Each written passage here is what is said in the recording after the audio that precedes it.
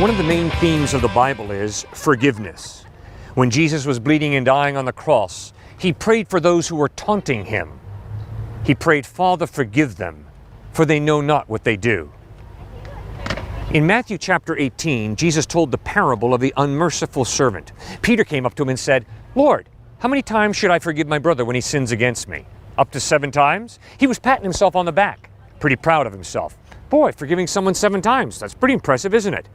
And Jesus looked at Peter and said, "No, Peter, not 7 times, but 70 times 7. And then Jesus told a parable about a king who wanted to settle his accounts. And one servant was brought in before him who owed him millions of dollars in debt. The king said, "Can you pay?" The man said, "No." The king said, "Throw that man into prison." But the man got down on his knees and begged the king, "Please give me time and I'll pay it all back." And we read that Jesus said the king had pity on him and canceled his debt. That's what forgiveness is, canceling a debt. The servant got up, walked out of the palace, saw a fellow servant walking down the street who owed him 3 months' wages. Not millions of dollars, 3 months' wages. The servant said to his fellow servant, "Pay up now, you owe it to me."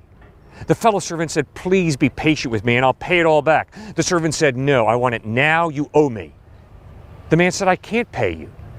And the servant had his fellow servant thrown into prison. Some other folks saw what happened. They went to the king and they said, "Oh king, remember that servant whose millions of dollars of debt you canceled? You forgave? Well, he just threw a man into prison for being unable to pay back a few months' debt." Outraged, the king called that servant in, said, "Let me get it straight. You just threw a man in prison for 3 months' debt when I just canceled millions of dollars debt of yours?" And the king threw that servant into prison. Then Jesus says some of the most scary verses in the Bible. He says, "This is how my Father will treat you unless you forgive your brother from your heart." What is forgiveness? Forgiveness is canceling a debt. Forgiveness is dismissing a debt.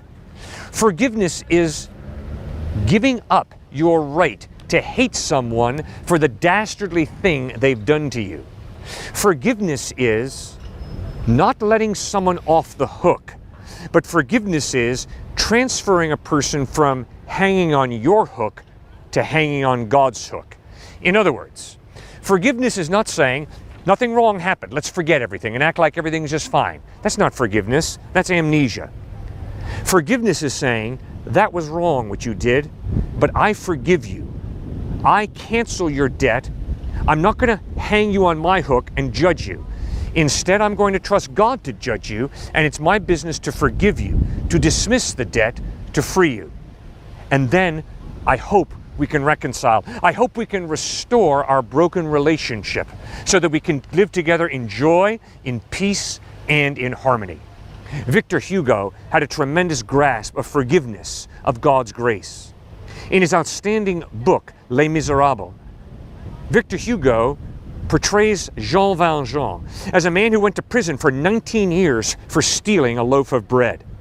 Upon release from prison, Jean Valjean had no place to go. He had no money, he had no food, no lodging. But a very kind bishop and his sister took him in for the night.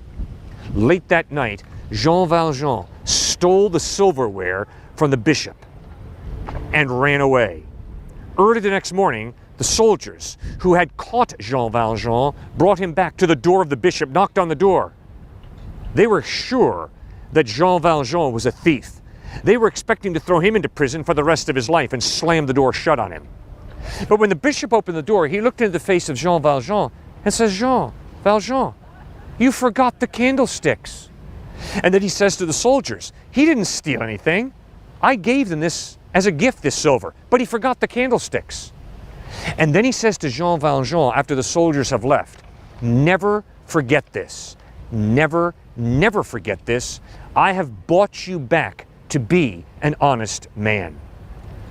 The grace, the forgiveness that Jean Valjean experienced from that bishop radically melted his granite heart and will. Jean Valjean was tough. Nobody beat him physically. Jean Valjean was tough psychologically. Nobody could break him down. But confronted by the amazing grace of God, of Christ, expressed through that bishop, his granite heart melted. He repented. And he became an honest man. He became a man who understood that the purpose of my life is to work hard and then to help other people, to be generous to others, to give to others. And that is what a follower of Christ is.